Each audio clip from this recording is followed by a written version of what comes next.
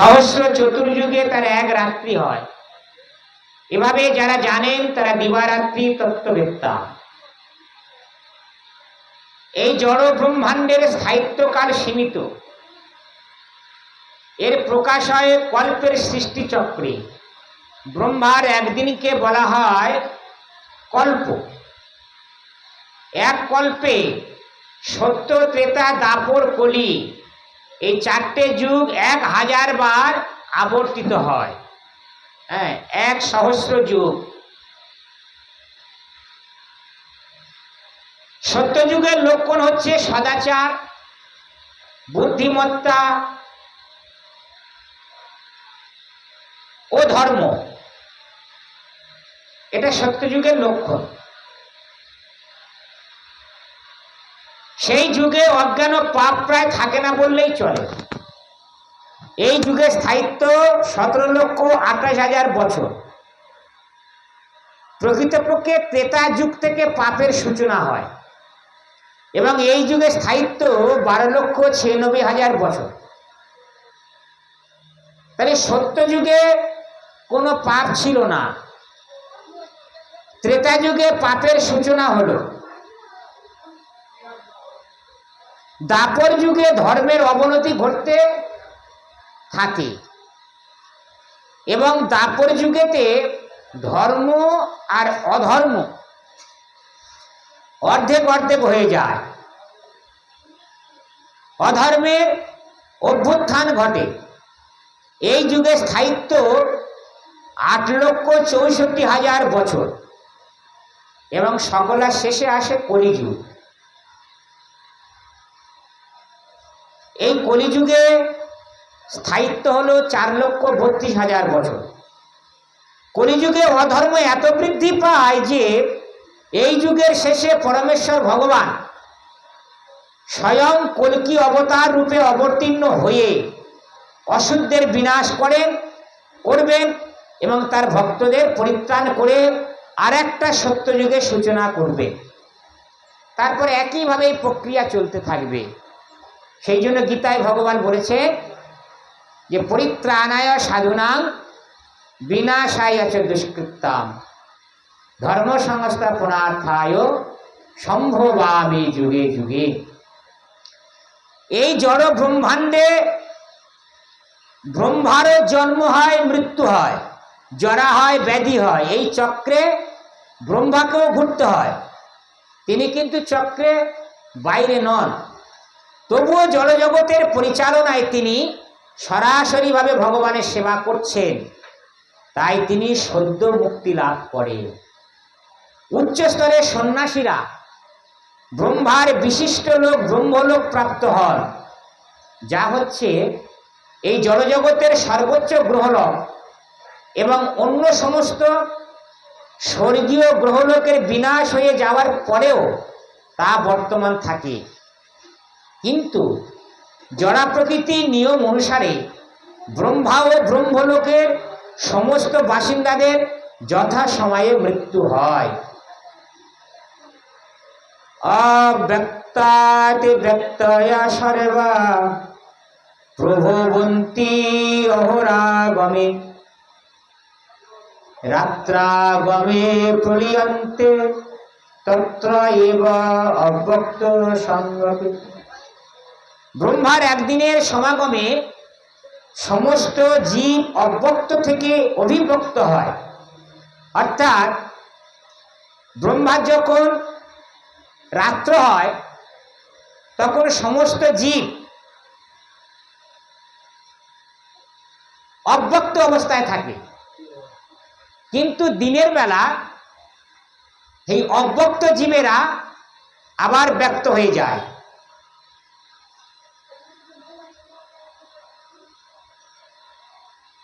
ব্রহ্মার রাত্রির আগমে তা পুনরায় অব্যক্ত লয়প্রাপ্ত হয়। ভূত গ্রাম সয়ং ভূতা ভূতা প্রলীয়তে রাত্রাগমে হবস পার্থ প্রভবত অহো আগমে। হে পার্থ, সেই ভূত সমূহ পুনঃ পুনঃ উৎপন্ন হয়ে ব্রহ্মার রাত্রি সমাগমে লয় প্রাপ্ত হয়। এবং পুনরায় দিনের আগমনে তারা আপনা থেকেই প্রকাশিত হয়। এটা ঠিক একটা উপমা দিয়ে বোঝানো যায় যে মানুষ সারাদিন কর্মে ব্যস্ত থাকে, কিন্তু দিনের শেষে রাত্রে যখন বাড়ি এসে সে ঘুমোতে যায় তখন সে সারা রাত ঘুমিয়ে থাকে, মানে অব্যক্ত অবস্থায় থাকে। আবার যখন সকাল হয় তখন তার কর্ম করার জন্য সে ঘুম থেকে উঠে আবার মানে ব্যক্ত হয়ে আবার সে কর্মে নিয়োজিত হয়ে যায়। ঠিক তেমনি ব্রহ্মার রাত্রিকালে জড় ব্রহ্মাণ্ডের যত জীব আছে সব তারা অব্যক্ত অবস্থায় থাকে। আবার প্রভাতে যখন হয়ে যায় তারা আবার সব ব্যক্ত হয়ে অর্থাৎ জেগে উঠে আবার আপন আপন কর্মে নিয়োজিত হয়ে যায়। পরস্তস্মাৎ ভাব হয় অন্য ব্যক্ত অব্যক্তম সনাতন যশ সর্বেষু ভূতেষু নস্বপ্নো নবিনশ্বতি। কিন্তু আর একটা অব্যক্ত প্রকৃতি রয়েছে যা নিত্য এবং ব্যক্ত অব্যক্তের বস্তুর অতীত। সেটা কোন প্রকৃতি? ভগবান বলছেন এই জড়া প্রকৃতি ছাড়া কিন্তু আমার একটা সনাতন প্রকৃতি রয়েছে, যেটা এই অব্যক্ত ব্যক্ত এই প্রকৃতির অতীত। সমস্ত ভূত বিনষ্ট হলেও সে প্রকৃতি কখনো বিনষ্ট হয় না। তা পরা প্রকৃতি আর অপরা প্রকৃতি। পরা প্রকৃতি মানে চিন্ময় প্রকৃতি, হ্যাঁ, যেখানে জন্ম নেই, মৃত্যু নেই, দুঃখ নেই, ক্লেশ নেই, সেখানে আছে শুধু আনন্দ। আর এই জড়া প্রকৃতিকে বলা হয় অপরা প্রকৃতি। ব্রহ্মার দিন ও রাত্রে যথাক্রমে ব্যক্ত অব্যক্ত হয় যে অপরা প্রকৃতি, তা প্রভাব থেকে সম্পূর্ণ হলো পরা প্রকৃতি মুক্ত। হ্যাঁ, শ্রীকৃষ্ণের পরাশক্তি গুণগতভাবে জড়া প্রকৃতির সম্পূর্ণ বিপরীত।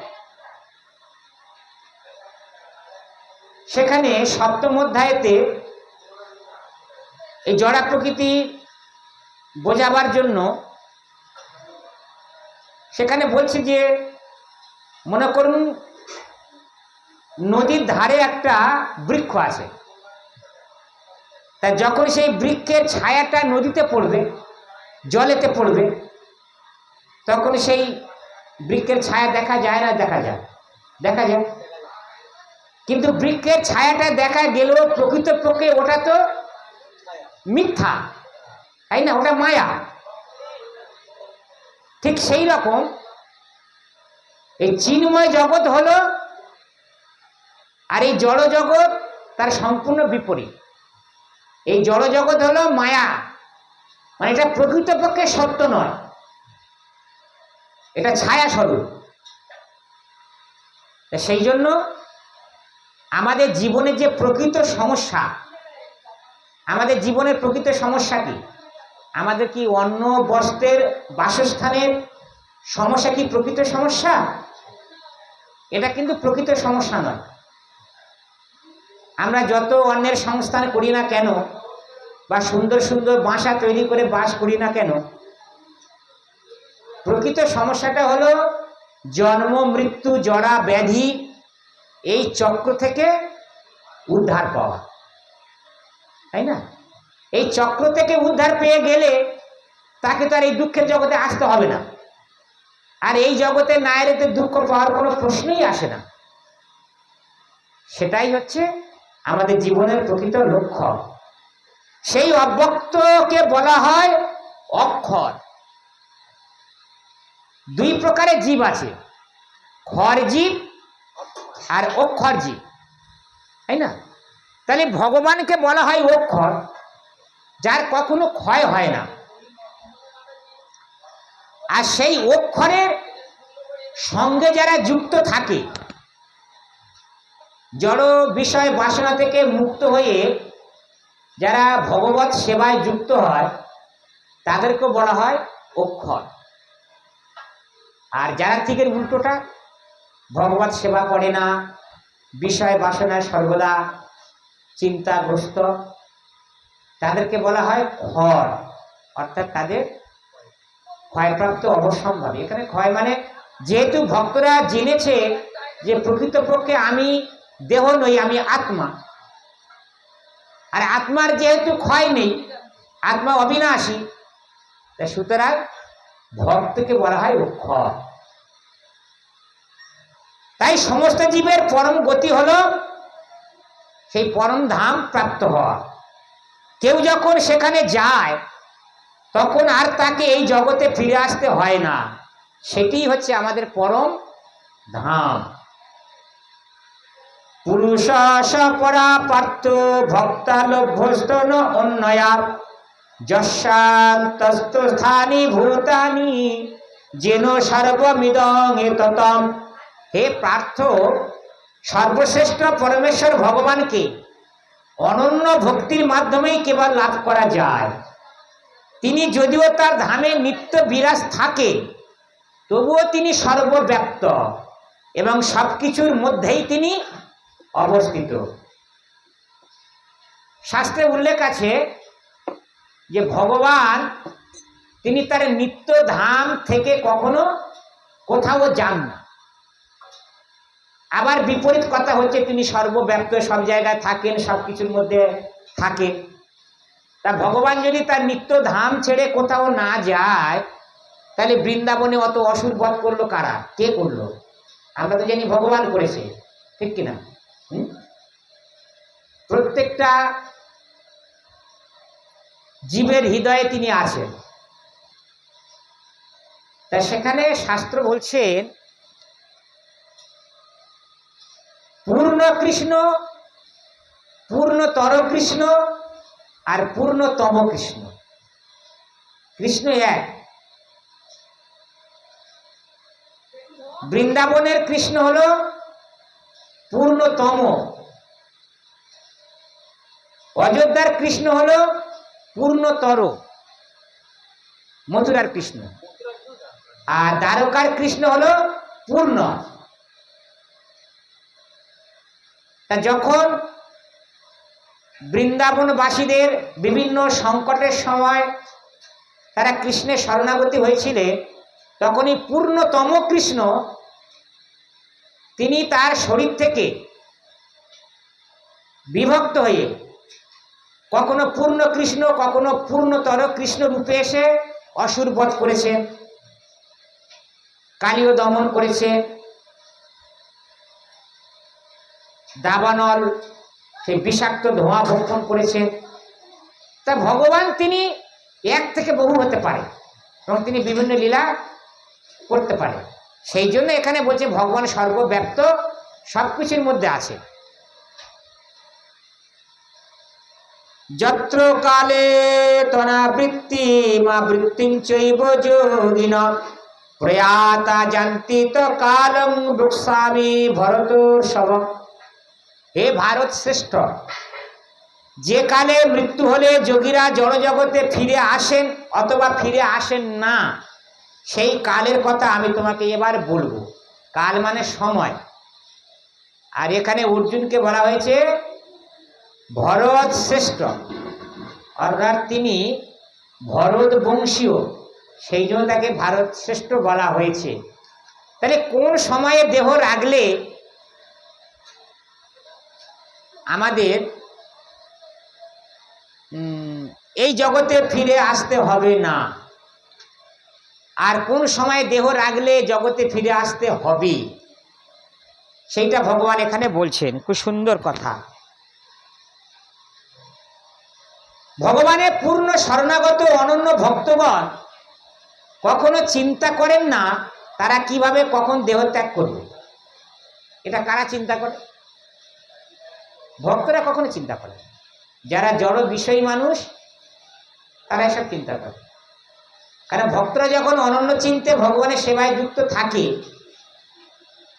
তার কাছে স্থান কাল পাত্র ভেদে ভগবানের সেবা, সে অনন্য চিন্তে সর্বদা ভগবানের সেবা করে। কোথায় আছে, কোন পরিস্থিতিতে আছে, কোন পরিবেশে আছে, ভক্তরা ওসব দেখে।